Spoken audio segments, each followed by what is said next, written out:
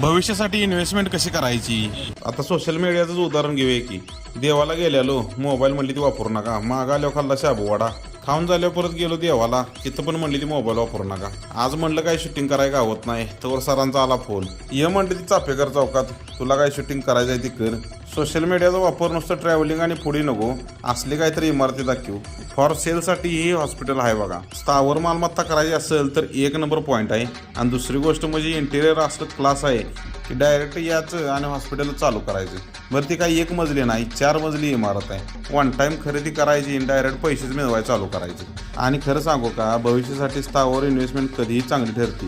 आता ही हॉस्पिटलच बघा की 5,500 स्क्वेअर फूट एरिया आहे आणि सगळा एरिया वेल फर्निश्ड आहे आणि भाड्याच्या तोवर काही देणार नाही ती। कसं होतंय, उद्या उठून आपल्यालाच ताप होती, त्यापेक्षा वन टाइम खरेदी देणार आहे ती बघा। ज्यांना खरंच वाटतंय का नाही बाबा इन्व्हेस्टमेंट असावी तर त्यांनीच DM करा की